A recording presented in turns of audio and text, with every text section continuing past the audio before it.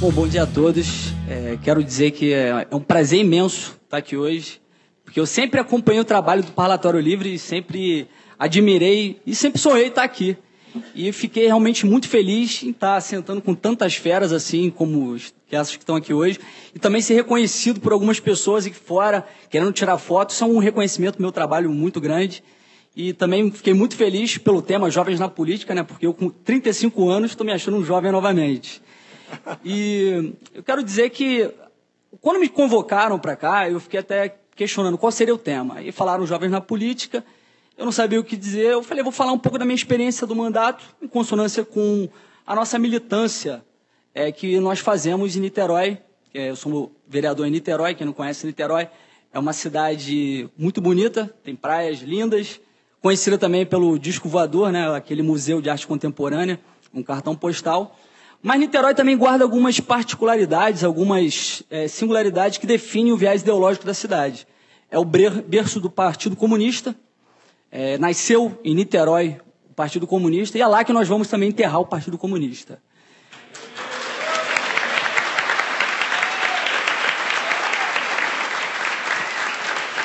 Niterói também tem diversas universidades, a gente sabe que as universidades hoje elas estão tomadas por militantes travestidos de professores. Tem a UF, que é uma matriz de formação de militantes. E aí, nesse espectro, eu sempre fui uma pessoa de direita, sempre fui uma pessoa politizada, mas não sabia de que forma que eu poderia entrar na política, né, e tentar mudar, porque eu sempre fui uma pessoa de liderança. E nem estava nos meus planos falar sobre isso, mas vou falar rapidamente como que foi o início da minha entrada na política. Quando eu estava na Academia de Polícia Federal, em 2014, eu conheci o Eduardo Bolsonaro. Eu nem conhecia o Eduardo Bolsonaro, conhecia o trabalho do Carlos, do Flávio e do Jair. E a gente, num acaso, né, do destino, ele se apresentou e falou que vinha como deputado e que era filho de Jair Bolsonaro. Eu falei, pô, sou fã do seu pai pra caramba, sou conservador. E a gente estreitou a amizade e eu fiquei sempre no gabinete dele, perturbando, consegui o apoio. E desde o início da nossa campanha, a nossa eleição foi uma eleição que, primeiro que a gente teve muita rejeição desses ditos democráticos da esquerda, né? Eram diversas manifestações contrárias ao nosso posicionamento conservador na cidade. Me xingavam nas redes sociais, me xingavam nas ruas, faziam eventos cusparaço em Jair Bolsonaro. Quem nunca viu, tem um vídeo nas redes sociais em que o Jair chega com o Flávio num evento e é recebido a cuspe, acredito que muitos já viram aqui. Foi um evento que eu realizei lá na cidade. E a partir daí, a esquerda percebeu que mesmo eles sendo raivosos, histéricos, eles não poderiam mais conter a nossa bandeira conservadora que estavam fincando na cidade. Quando tivemos a eleição, aí realmente eles ficaram histéricos, ficaram polvorosos, começaram a fazer diversas manifestações contrárias, mas perceberam que seríamos um grande problema para o projeto ideológico deles. E aí eu percebi que o mandato seria muito importante, o nosso mandato seria uma voz conservadora, a voz política de direita que a cidade nunca teve, embora tenhamos uma população que ela é conservadora.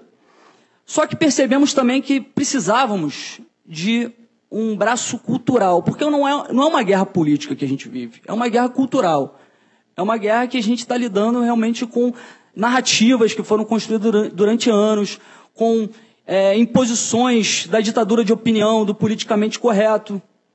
Então surgiu a ideia da gente da gente construir esse movimento, que é um movimento politicamente incorreto, que nós temos em Niterói, temos até alguns dos meus representantes aqui desse movimento, que foi um movimento inicialmente, olha lá, está até a bandeira lá atrás, me dar uma olhada, um movimento que inicialmente nós pensamos em fazer como, digamos, uma formação de consciências, disseminar nossos ideais, nossas ideias, através de palestras, fazendo hangouts, simpósios.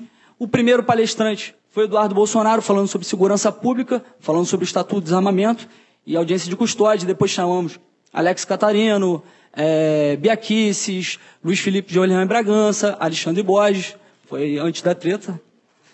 E depois disso, o movimento foi crescendo. Começamos a fazer também manifestações de rua.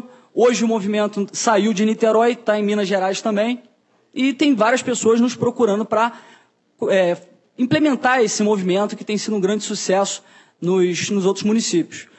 Por que esse movimento é importante?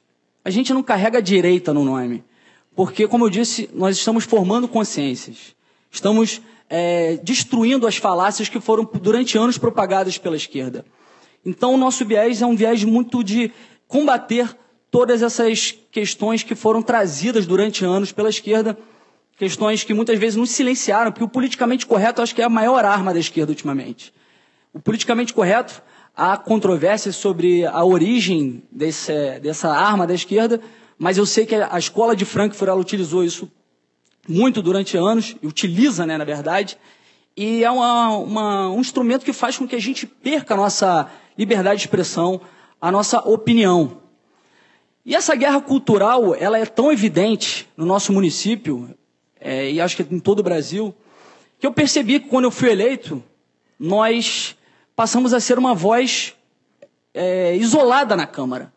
Porque existem lá diversos políticos que fazem parte do establishment, aqueles políticos que são os politiqueiros fisiológicos, que se inclinam para onde favorece mais, e existem ali aqueles políticos do PSOL, PCdoB e PT, que eles acabam sempre impondo ali suas pautas, e muitas vezes esses políticos que estão lá, que não são de esquerda, e às vezes nem concordam com aquilo, acabam deixando passar despercebido, porque não querem se indispor, porque não têm um conhecimento teórico para rebater isso, ou às vezes até por orientação partidária.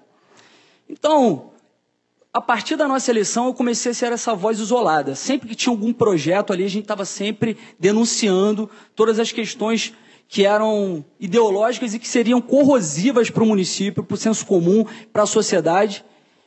E a partir daí, a gente começou a barrar, frear algumas pautas, e isso realmente começou a deixar a esquerda muito irritada. Muito irritada. Algumas pessoas já devem ter visto até alguns debates meus ali na Câmara.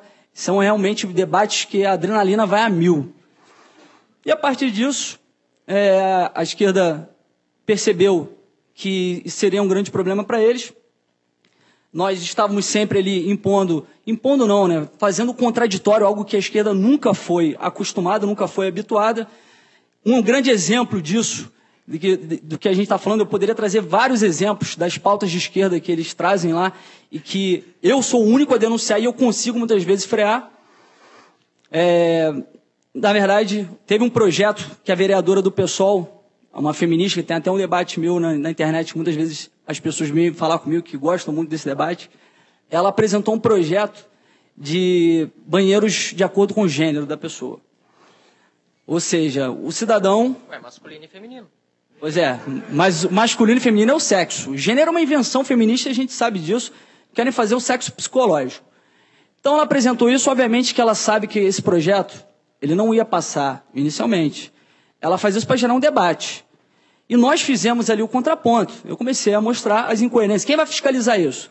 Basta o cidadão estar vestido de mulher, que ele já pode acessar esses banheiros? E se houver algum abuso sexual, como é que fica a cultura do estupro que ela dizem tanto combater? E nesse mesmo cenário que a gente apontou tudo isso, chegaram denúncias até o meu gabinete de estudantes da UF, que elas estavam incomodadas com essa questão que já vem ocorrendo dentro da UF. Ou seja, homens utilizando o banheiro de mulheres, homens que se intitulam mulheres utilizando o banheiro de mulheres. Ainda falaram a respeito de drogas e tudo mais. O que eu fiz? Eu fiz um ofício para a Polícia Federal, para o Ministério Público Federal e para o reitor da UF, denunciando isso, pedindo que fosse aberta uma investigação a respeito disso. E óbvio que eu sei que essa não é minha competência. Isso não é minha competência. A competência do vereador é municipal. Só que a gente está fazendo uma guerra cultural. A gente está fazendo o contra-debate. Já que ela quer gerar o debate para tornar essa opinião comum, nós estamos fazendo debate para fazer com que as pessoas que concordam conosco também nos apoiem e isso gere esse conflito de ideias. E eu não tenho nada contra travestis e transexuais. Já deixo isso bem claro. Só que a gente também não pode achar que isso é normal. A verdade não pode ser sacrificada somente porque algumas pessoas não vão gostar dela ou vão se sentir incomodadas com ela. É isso. Enfim, A questão também do Escola Sem Partido, que eu sou um dos apoiadores, eu fui o autor lá no nosso município. É um projeto também político, é um projeto que eu tenho certeza que, se ele fosse aprovado, nós teríamos grandes resultados na vida dos estudantes, garantindo a liberdade de consciência, liberdade de crença, neutralidade política, para quebrar um pouco esse desequilíbrio do jogo democrático que ocorre hoje em dia. Mas eu acredito que, mais do que um projeto político, é um projeto de guerra cultural. Porque o que vem acontecendo hoje com o projeto Escola Sem Partido é exatamente isso, fazer o debate, trazer esse tema para debater, tanto na esquina, hoje isso virou tema de bar. As pessoas conversam no bar a respeito disso, fazendo com que os pais e alunos fiquem sabendo do que acontece no silêncio da sala de aula, fazendo com que as pessoas denunciem isso, as crianças e adolescentes denunciem essas práticas, e fazendo com que esses professores, aliás, não professores, militantes travestidos de professores, se sintam incomodados. Isso tem acontecido. Sempre que chega uma denúncia para nós também fazemos isso, colocamos nas redes sociais, expondo o professor. E qual é a questão, digamos, legislativa nisso? Nenhuma. É uma guerra cultural. Estamos travando uma guerra cultural e isso é evidente.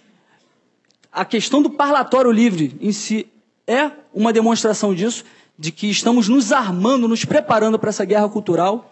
E a guerra cultural, ela cansa, ela deixa realmente muito exausto, muito cansado. Eu estou exaurido psicologicamente, mentalmente, mas eu não meço esforços para continuar realmente nesse caminho, enfrentando todas essas falácias da esquerda, colocando todos os seus discursos, sua disfarçatez por água abaixo. Porque isso realmente me faz feliz. Eu entrei nessa porque eu gosto disso. Eu nunca fui tão feliz na minha vida. Mesmo estando tão cansado, viajando, vim para São Paulo hoje, amanhã eu estou indo para Campo Grande para uma audiência pública do Escola Sem Partido, depois vou para Londrina para falar sobre ideologia de gênero. Isso tudo me cansa, mas me deixa realmente me sentindo útil à sociedade e útil à nossa causa. E uma questão que as pessoas já levantaram aqui, eu já tinha preparado realmente isso, é o meu sentimento. Eu acho que todos que têm essa pegada, todos que têm esse sentimento de que há algo de podre na sociedade e que pode fazer algo pela sociedade, não importa se você é de bastidor, não importa se você é do front, faça. Faça, porque se nós não fizermos, quem vai fazer por nós? Esse é o recado que eu deixo para todos vocês. Estou muito feliz realmente de estar aqui e eu percebo que todos vocês estão engajados nesse mesmo propósito. Sendo liberais ou conservadores, estamos unidos na mesma causa, que é mudar um pouco esse cenário político tão entorpecido e tirar um pouco dessa esquerda maldita que tem se apoderado da nossa política. Obrigado.